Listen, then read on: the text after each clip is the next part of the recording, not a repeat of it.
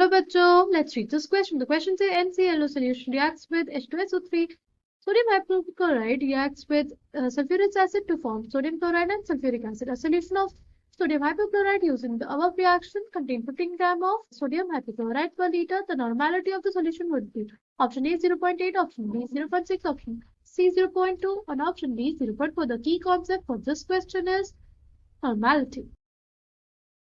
Basically equals to n factor into molarity.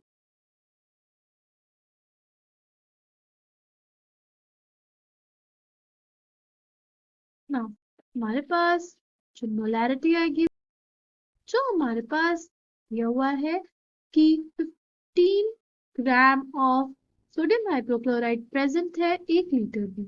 तो अगर molarity निकालनी है तो हम लोग इसको डिवाइड कर देंगे इसके मोलर मास से।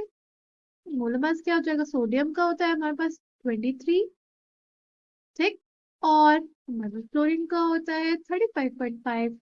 उसमें हम लोग ऐड कर देंगे ऑक्सीजन का एटॉमिक मास, तो हमारे पास टोटल आ जाएगा 74.5 ग्राम पर मोल।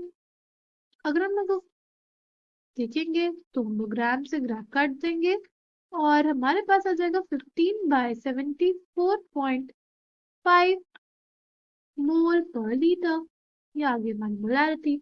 अब अगर हमें देखना है एन फैक्टर, तो कैसे देखेंगे? देखो, अगर हमारे पास कोई भी रिडॉक्स रिएक्शन होती है तो उस केस में जो एन फैक्टर होता है वो होता है total number of electrons exchanged. तो अगर हम लोग अपनी रिएक्शन देखें तो हमारे पास जो रिएक्शन है उसमें कितने इलेक्ट्रॉन्स एक्सचेंज हुए? ये हमारा NaClO sodium hypochlorite, H2SO3 sulphuric acid, तो हमारे पास बना NaCl और H2SO4, ठीक। NaClO में हमारे पास क्लोरीन की जो ऑक्सीडेशन स्टेट है वो उसमें हमारे पास +1 है और NaCl में हमारे पास क्लोरीन की ऑक्सीडेशन स्टेट -1 है। और अगर हम लोग देखें सल्फर की ऑक्सीडेशन स्टेट H2SO3 में तो वो +4 है और H2SO4 में वो +6 है। तो हमारे पास +1 क्लोरीन -1 क्लोरीन जाने में 2 इलेक्ट्रॉन्स का इन्वॉल्वमेंट हुआ और +4 हमारे सल्फर से +6 सल्फर जाने में भी हमारे पास 2 इलेक्ट्रॉन्स ही इन्वॉल्व है। मतलब जो हमारे क्लोरीन का रिडक्शन हुआ उसमें 2 इलेक्ट्रॉन्स इन्वॉल्व है और जो सल्फर का ऑक्सीडेशन हुआ उसमें 2 इलेक्ट्रॉन्स इन्वॉल्व है। तो इस रिएक्शन के लिए जो हमारे पास एन फैक्टर हो जाएगा वो आ जाएगा 2।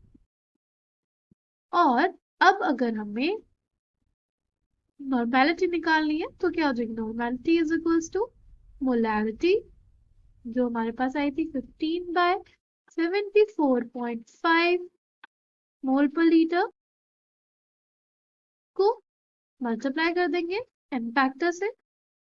हमारे पास अल्टीमेटली आता है नॉर्मेलिटी इज इक्वल्स टू 0.4।